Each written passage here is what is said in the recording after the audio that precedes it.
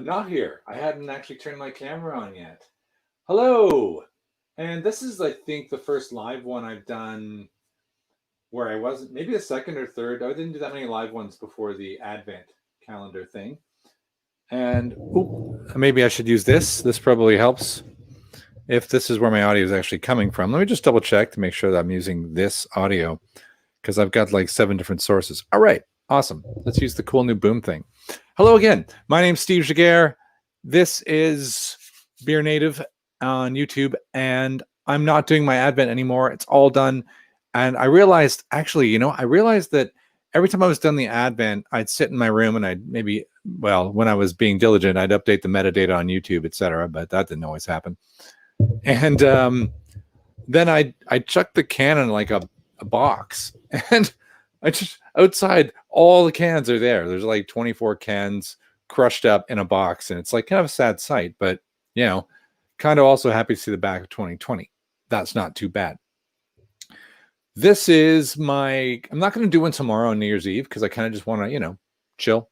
I'm sure there'll be like these guys, some of the like beer nuts guys will be. It's really bright. I can't see. It's like I got a light there and it's like a slight overkill. That's not enough, but no, that's all. All right, we'll do that. And we'll probably do those virtual pub things, I think, but screw that. I'm just going to have beers on my own and have a good time and just chill, But today's is special.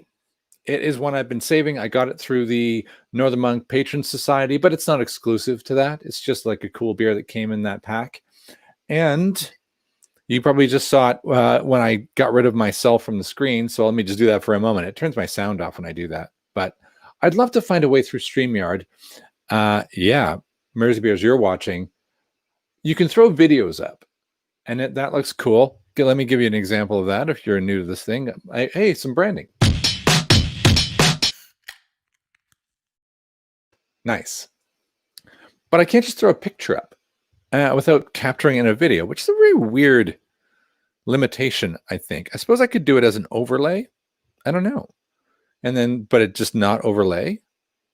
Does that work? I really don't know, I'm going to try it on the fly. But the idea, if I get rid of me, there we go. That's it. It's Dark Side of the Moob. If you're a Pink Floyd fan, you might consider this sacrilege, or you might consider it freaking awesome tribute. I am in the latter category. I think it's a totally awesome tribute. I am working hard, but not yet in possession of my own moobs. But, there's lots of time. I'm getting up there. So I'll earn my moobs eventually. Let's take a quick look at it in person. Oh, let's try the overlay thing. I just uploaded it as an overlay. So look at that. I've put that on, and you can still hear me. Now I know how to do it.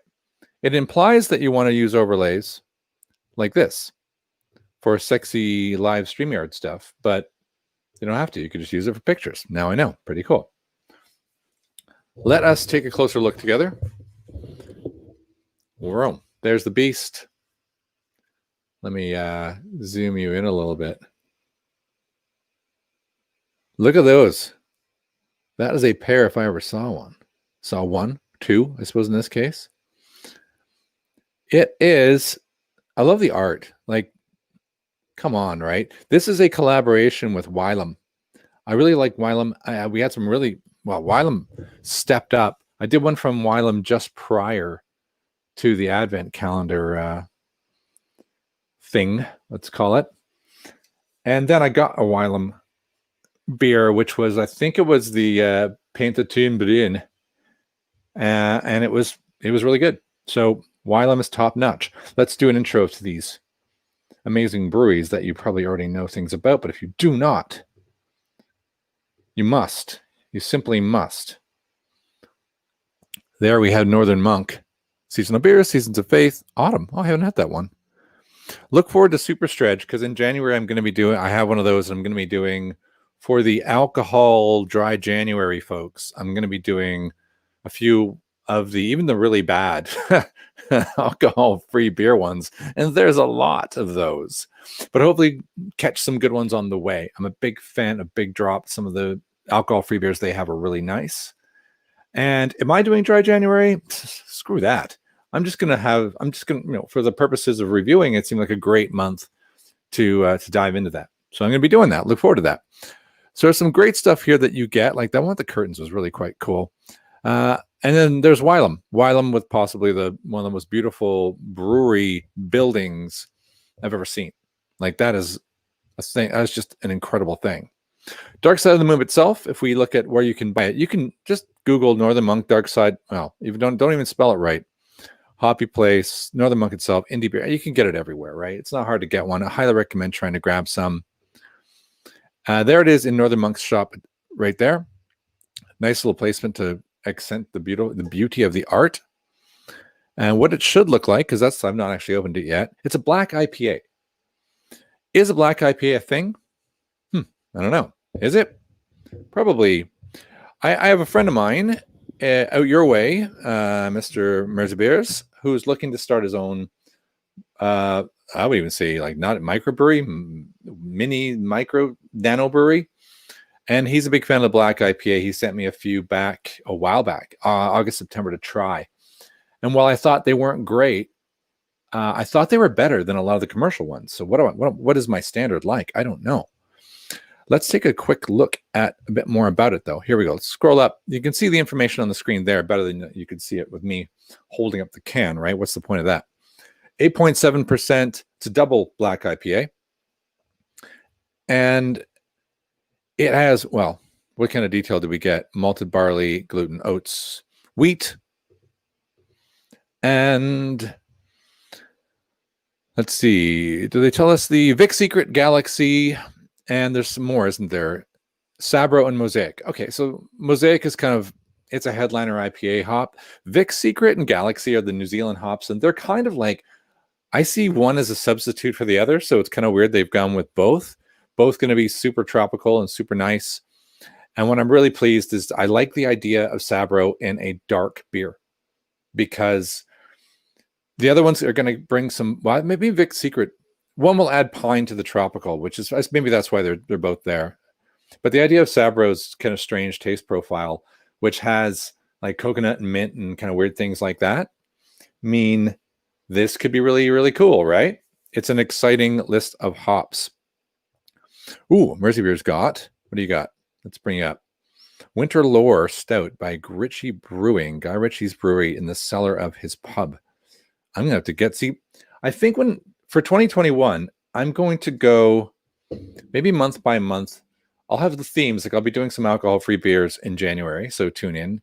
But I'll also be thinking I'm going to just pick a brewery and do that brewery for like a week or 2 weeks, whatever seems most sensible when I explore like how much. I did like something 6 or 7 weeks of Siren, and I think it was too many for one brewery. So I'm going to work on that. So this is good to get new suggestions for new breweries you'd like to see me explore, particularly if they're the ones that you haven't done yet and you're thinking about it. Why not let me be the guinea pig?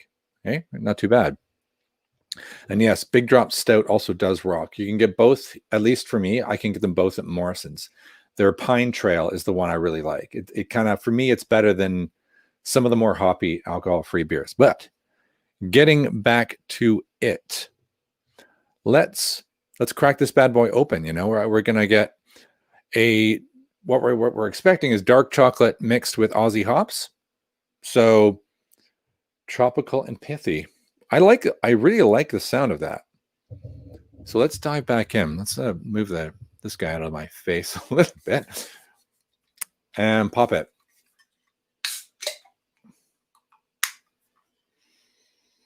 Whoa, whoa, whoa, whoa, whoa, whoa. I get a flood of tropics out of the can. Okay, so if I were to just smell this guy out of the can, I would never know this was a black IPA. Like I would just assume I was going to get a New England IPA or something super juicy, explosive, more amber, more light yellow in color. Like, so this is pretty cool. This is, let's do this. Let's lower this. All my new gear setup is getting in the way of drinking good beer. Look at that. That would mess with my head. Let's do that. That is, Let's turn this light a little bit. If I can do it without breaking it. Put a little light on that. Or better yet, artificial light. That's what we love, right? Look at that. Nice sort of thick brown head. Looks like you know, that Coca-Cola head. I criticize that sometimes, but it's surprising. Let's try and go light, put some light through it. It's very brown. See if we can catch that. See the brown there? Very brown. Looks like melted chocolate. I quite like that I don't have to leave today. I don't have to go get a beer. It was just here out being perfect. That is just lingering. That is a special thing. All right. Go smell.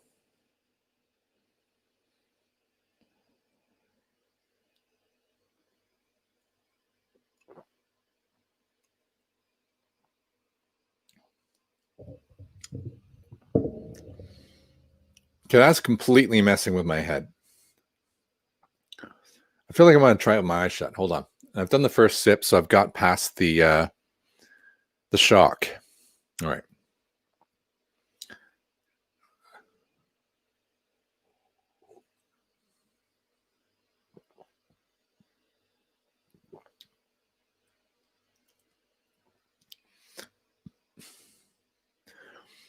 So I was once criticized. Once. That's not true. More than once criticized. Because quite often, I treat this beer like a camping beer. Or I try to be realistic about the way I taste them. So I take a sip out of the can. Throw it back and go, that's why I just did that one there. This sucks out of the can. And I thought it might. Well, it doesn't suck. It just tastes like roasty. It tastes dark. It tastes like dark beer out of the can. Just roastiness. Kind of piney, long piney, hard piney. And you can pick up the booze. 8.7%. Out of the glass, before the glass is even got to your even close, you're getting a face full of tropics. And that's super cool. So you think you're getting an IPA.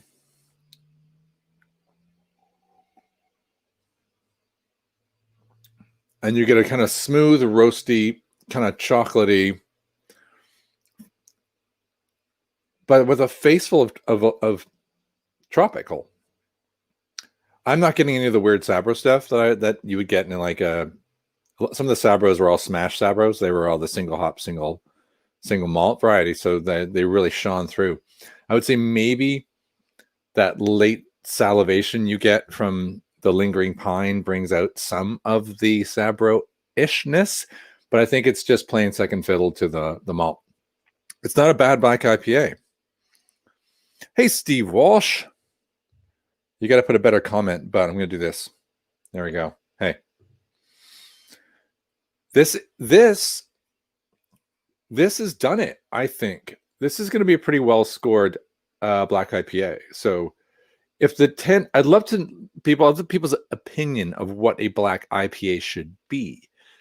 But this is pretty perfectly combining an abundant tropical smell, so an abundant tropical nose, and a kind of smooth, just strong enough roastiness without being overpowering and removing any of it. It only overpowers it if you don't drink it out of the glass. So don't do that. It's great. And what could be cool about this, and I haven't double checked to see if it's one of those peel back labels. No, it's not. Sometimes in the Patrons Society, they pull these back and they let you get a little bit of extra detail about it. But I did have extra detail in the magazine that came with it, which was pretty awesome. It basically was talking about how the head brewer at Wylam and Northern Monk are proud bearers of Moobs. And so this is a dedication. And there have been several generations of Moob-based titles from their collaborations over the years. So Dark Side of the Moob is just the latest. Yes. Bipartisan? Autocorrect. This was the first. There's the second. Yeah, that makes more sense. So, Steve, I think you might like this. I kind of struggled with black IPAs too, and I'm trying to remember specifically the one that I had in the year. I only Instagrammed it, and it was one that kind of showed up. I think some breweries, when they really want to make a brewery out there, they send it to Beer 52 and they send it to whoever, and they send it. So you end up getting sometimes the same beer with multiple subscriptions, which is like, that's not why I have subscriptions. I want differences. So, and then Honest Brew is the opposite. They do these collaborations that you can't buy anywhere else, which is kind of not what I want either. So I've had a bunch of bad black IPAs. This is easily the best black IPA that I have probably ever had. I'm getting distracted. I'm going to score it. Yeah, I love the art, and I'm even going to do this and put it back up for a moment. See, that's no good. That is pretty amazing and somewhat nauseating at the same time. Art, tons of details on the back, tons of history, great collaboration. So I'm going to give it a 4 on art. Pretty standard, it's just a can. Doesn't have cool peel back stuff. So like some of the Northern Monk Patron Society stuff does. So 7. And then on accuracy and uniqueness, it's unique in the selection of hops that it's got. So the combination of the New Zealand hops with the Galaxy and the Vic Secret is pretty awesome.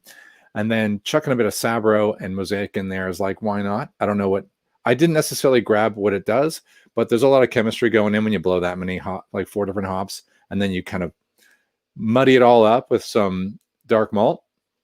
I didn't necessarily know what to expect. So it's definitely unique. I might, and it's a black IPA. Do I go 4 to 5? Or I've had some crazier ones. I'm going 4. Is it accurate? I'm going to go 4 again because I think it's really, they really nailed it. I'd like to give them points for accuracy because they've hit what I want a definition of black IPA to be. Not just throwing some standard quantities of IPA hops in there and then ruined it all with some dark malt. Like, they haven't done that. They've done it right. I think they've done it right. Maybe I'll give them a 5. There we go. 9. 9, 7 is 16. Do I like it? I think it's great. Is it my favorite beer ever? No. Is it a 9? Is it a 10? Is it an 8? If I feel good when I say 8, it's an 8. It's an 8. 24. So it's a 4 to 5 black IPA. Double black IPA. And that's another good thing. It doesn't taste like an 8.7. It tastes kind of like a 6. So it's a little bit like, ooh, that's nice. It's not weak, but I think it just powers up everything inside it. I think it's a good percentage. So there we go. Wrapping it up. The Dark Side of the Moob, spectacular beer. Vocation triple IPA with coconut made me feel odd about them. About Vocation or about these guys? I'm not too sure what you mean, Steve. All right, I'm going to shrink back. I'm going to explode up to the screen again. All right. I'm signing off on Wylam and Northern Monk's Dark Side of the Moob, 8.7% black double IPA. And I'm just giving you the general 4 to 5 Untapped. I'll throw that up there very soon. Go buy one. That's my recommendation. Forget scores. Do I think you should buy it and drink it? And when I put my reputation and say, you're going to like it, might change your mind about black IPAs, I'm going with yeah. And I'm excited that this is how I'm ending 2020. What a shit year, right? Well, how can I salute? I still want to try and get a hold of Crack Brewery's F 2020 beer. That was inspirational. And I hope everybody who watches this now, Steve and Adam, that you have a fabulous day tomorrow. You can have a happy new year, happier new year, right? Let's hope we all get vaccinated and can just get back to more normal. That'd be cool. I would consider that to be a reasonably acceptable 2021 if by this time next year, I don't know, I'm doing this final review in a pub or something with other humans. That would be an acceptable finish to 2021 for me. New Year's Eve was going to be spent quietly with the remainder of what I bought for the holidays that I haven't actually gotten through yet, including the Quad IPA, and just chilling and enjoying beer proper. This is the end of this final 2021 live beer review. Ken McCann. Happy New Year, Ken. It is great to see you. So I used to work with Ken. It's really weird that you've just shown up here. But it's the end of the show. If you've been here the whole time, that'd be great. Yeah, now you have to go rewatch because you missed a brilliant double black IPA that you probably can't get because you live in a beautiful mountain range somewhere in Colorado. But amazing. I am out for 2020. I will see you in 2021. My name's Steve Jaguar. This is BeerNative, and I'm trying to find the outro. Thanks for watching.